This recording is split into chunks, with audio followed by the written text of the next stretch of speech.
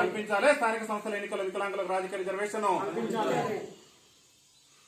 ఈరోజు భారత వికలాంగుల హక్కుల పరిరక్షణ సమితి ఆధ్వర్యంలో ఏదైతే ఈ దేశానికి భారతదేశానికి స్వతంత్రం వచ్చి మరి 75 ఏళ్ల నుంచి కూడా రాజ్యాధికారానికి దూరమై సకలాంగుల పాలకుల చేత వంచబడుతూ సకలాంగుల పాలకుల చేత సంక్షేమం కుంటుపడినటువంటి సామాజిక వర్గం వికలాంగుల సామాజిక వర్గం. కాబట్టి వికలాంగులకు కూడా విద్యా ఉద్యోగ రంగాల్లో ఏ విధంగా అయితే రిజర్వేషన్ ఉండదో చట్టసభలలో కూడా రాజకీయ రిజర్వేషన్ కల్పించాలని చెప్పేసి భారత వికలాంగుల హక్కుల పరిరక్షణ సమితి ఆధ్వర్యంలో తెలంగాణ రాష్ట్ర ముఖ్యమంత్రి రేవంత్ రెడ్డి గారి సొంత గ్రామమైనటువంటి కొండారెడ్డిపల్లి నుంచి ఆయన ప్రాతినిధ్యం వహిస్తున్నటువంటి కొడంగల్ వరకు కూడా త్వరలోనే స్థానిక సంస్థల ఎన్నికల్లో ఏఐసిసి ఎన్నికల మేనిఫెస్టోలో కాంగ్రెస్ పార్టీ ఇచ్చిన హామీ మేరకు స్థానిక సంస్థల ఎన్నికల్లో వికలాంగులకు రాజకీయ రిజర్వేషన్ కల్పించాలని చెప్పి రాష్ట్ర ముఖ్యమంత్రి రేవంత్ రెడ్డి సొంత గ్రామం కొండారెడ్డిపల్లి నుంచి ఆయన ప్రాతినిధ్యం వహిస్తున్నటువంటి కొడంగల్ నియోజకవర్గం వరకు కూడా భారత వికలాంగుల హక్కుల పరిరక్షణ సమితి ఆధ్వర్యంలో వందలాది మంది వికలాంగులతో మేము పాదయాత్ర నిర్వహించాలని చెప్పేసి ఈ రోజు భారత వికలాంగుల హక్కుల పరిరక్షణ సమితి మరి రాష్ట్ర కమిటీ నిర్ణయం తీసుకోవడం జరిగింది. రాష్ట్ర ముఖ్యమంత్రి గారు అనేక హామీలు ఇచ్చిన అధికారంలోకి రాకముందు వికలాంగుల సమాజానికి కాంగ్రెస్ పార్టీ పిసిసి అధ్యక్షుని హోదాల్లో అనేకమైనటువంటి బహిరంగ సభల్లో కాంగ్రెస్ పార్టీ అధికారంలోకి వస్తే అదే నెల నుంచి వికలాంగుల పింఛన్లు 60,000 రూపాయలు చేస్తాం, వృద్ధులు గాని వితంతువులు గాని గీతా కార్మికులు గాని బీడీ కార్మికులు గాని వాళ్ళే కూడా డబల్ చేస్తామని చెప్పేసి ఎన్నికల మేనిఫెస్టోలో కాంగ్రెస్ పార్టీ హామీ ఇచ్చింది. ఇలా 15 నెలల పాలన పూర్తి చేసుకుని రాష్ట్ర ముఖ్యమంత్రి వికలాంగులకు ఇచ్చినటువంటి అనేక హామీలు కాంగ్రెస్ పార్టీ అభయాస్త్రం ఎన్నికల మేనిఫెస్టోలో చెప్పిండు. అధికారంలోకి వస్తే ఈ రాష్ట్రంలో ఉన్నటువంటి వికలాంగులందరికీ కూడా 100% రాయితీతోని ఉచిత ప్రయాణ సౌకర్యం కల్పిస్తానని చెప్పిండు. ఒక పక్క మహిళలకు ఉచిత ప్రయాణ సౌకర్యం కల్పించిన రేవంత్ రెడ్డి ప్రభుత్వం వికలాంగులకు మాత్రం ఉచిత ప్రయాణం కల్పించేందుకు ఊసలు లెక్క పెడుతూ వికలాంగుల సమాజం పట్ల వివక్ష ప్రదర్శిస్తుంది.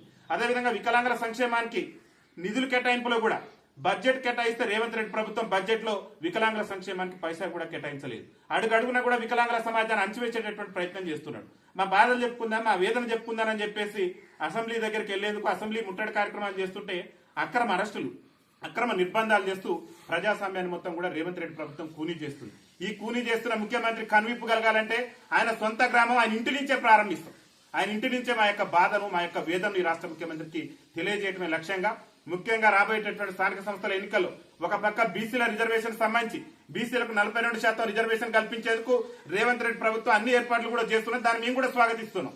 కానీ అట్టడుగు నుండి ఈ సమాజంలో దుర్భర జీవితాలు గడుపుతూ మరి బతుకు జీవుడు అంటూ కాలం వెళ్లదీస్తూ ఏండ్ల తరబడి కూడా రాజ్యాధికారానికి దూరమైనటువంటి సామాజిక వర్గం మా వికలాంగుల సామాజిక వర్గం. కాబట్టి మా వర్గానికి కూడా స్థానిక సంస్థల ఎన్నికల్లో రిజర్వేషన్ కల్పించేంత వరకు కూడా రేవంత్ రెడ్డి ప్రభుత్వం మీద రాజీ లేని పోరాటం కొనసాగిస్తాం. ఆ పోరాట క్రమంలో భాగంగానే రేవంత్ రెడ్డి సొంత గ్రామం నుంచి కొడంగల్ వరకు కూడా పెద్ద ఎత్తున మా యొక్క పాదయాత్ర ఉండబోతుందని చెప్పేసి ఈ సందర్భంగా తెలియజేస్తున్నాం. పాదయాత్రతోనే మా యొక్క ఆందోళన విరమించుకునేటటువంటి ప్రసక్తి ఉండదు. రాష్ట్ర ప్రభుత్వం నుంచి మేము పాదయాత్ర చేసినాక కూడా స్పందన రాకుంటే అదే కొడంగల్ నియోజకవర్గం నుంచి అసెంబ్లీ వరకు కూడా పెద్ద ఎత్తున పాదయాత్ర చేసి రేవంత్ రెడ్డి ప్రభుత్వం ఏదైతే ఎన్నికల మేనిఫెస్టోలో చెప్పిందో స్థానిక సంస్థల ఎన్నికల్లో వికలాంగులు రిజర్వేషన్ కల్పిస్తామని చెప్పేసి ఏఐసిసి మేనిఫెస్టోలో పేర్కొన్నట్టుగానే తక్షణమే చట్టం చేసేంత వరకు కూడా మా పోరాటం ఆగబోదు. అదేవిధంగా రేవంత్ రెడ్డి గారే చెప్పిండు పిసిసి అధ్యక్షుని హోదాలో మేము 6,000 రూపాయలు చేస్తానని చెప్పేసి 6,000 రూపాయలు ఇచ్చేంత వరకు కూడా రేవంత్ రెడ్డి ప్రభుత్వం వదిలిపెట్టాం.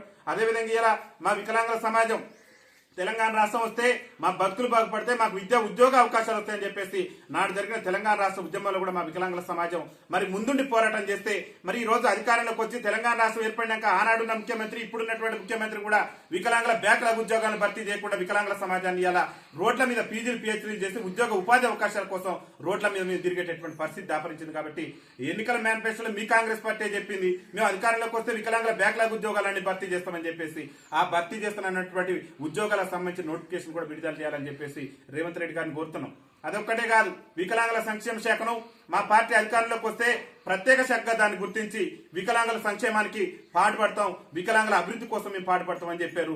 మరి నేటి వరకు కూడా రాష్ట్ర ముఖ్యమంత్రిగా పగ్గాలు చేపట్టి 15 నెలలు గడుస్తుంది. వికలాంగుల సంక్షేమ శాఖను మహిళా శిశు సంక్షేమ శాఖ నుంచి వేరు చేయడానికి ఈ రాష్ట్ర ముఖ్యమంత్రికి ఎంత సమయం కావాలి?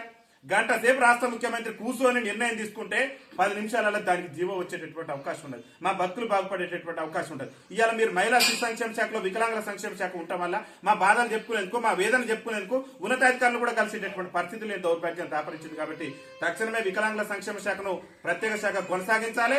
దాంతో పాటు మింగోరేది కూడా రాజ్యాధికారంలో మా వాటా అడుగుతున్నాం. ఇవాళ బీసీలు రాజ్యాధికారం కావాలంటారు, ఎస్సీ ఎస్టీలు ఇంకా మా రిజర్వేషన్ పెంచమని కొట్లాడుతున్నారు. కానీ ఈ దేశంలో అనగారినటువంటి సామాజిక వర్గం, అట్టడుగునున్నటువంటి వర్గం, రాజ్యాధికారానికి దూరమైనటువంటి వర్గం వికలాంగుల సామాజిక వర్గం. కాబట్టి మాకు కూడా రాజ్యాధికారంలో వాటా కల్పించాలనేటువంటి డిమాండ్తో మేము పెద్ద ఎత్తున ఉద్యమం చేయబోతున్నాం. కాబట్టి ముఖ్యమంత్రి గారు మా యొక్క నిరసనలు చూసి, మా యొక్క ఆందోళన చూసి ఈ పాదయాత్ర కంటే ముందే స్పందిస్తే ఏ బాధ లేదు, కానీ పాదయాత్ర తర్వాత స్పందిస్తే మాత్రం పెద్ద ఎత్తున రాష్ట్రంలో మా యొక్క ఉద్యమ కార్యాచరణ ఉంటుంది. రాష్ట్ర వ్యాప్తంగా కూడా ఉద్యమాన్ని ఉధృతం చేసి ఎమ్మెల్యేలను, మంత్రులను అందరినీ కూడా ప్రతిఘటించైనా సరే రాజ్యాధికారం సాధించుకునే దిశగా మా భారత వికలాంగుల హక్కుల పరిరక్షణ సమితి ఉద్యమ కార్యాచరణ తీసుకుంటుందని చెప్పేసి ఈ సందర్భంగా తెలియజేస్తూ సంఘం శ్రేణులకు కూడా అన్ని జిల్లా శ్రేణులకు, అన్ని జిల్లా నాయకత్వాలకు, రాష్ట్ర నాయకత్వాలకు కూడా మేము ఒకటే చేతులు జోడించి విజ్ఞప్తి చేసేది, ఏదైతే జరగబోయేటటువంటి పాదయాత్ర ఉందో రాష్ట్ర ప్రభుత్వానికి, రాష్ట్రంలో ఉన్న రాజకీయ పార్టీలకు కనువిప్పు కలిగించే విధంగా మన పాదయాత్రను విజయవంతం చేసేందుకు పోలీసు నిర్బంధాలు కూడా పెడతాడు రేవంత్ రెడ్డి గారు. ఎందుకంటే అసెంబ్లీకి పోతుంటేనే అక్రమ అరెస్టులు చేస్తున్నాడు. ఇక పాదయాత్ర చేస్తున్నాడు, ఆయన సొంత గ్రామం నుంచి అంటే ముందే అరెస్టు చేసి జైలు పెట్టేటటువంటి పరిస్థితి ఉంటుంది.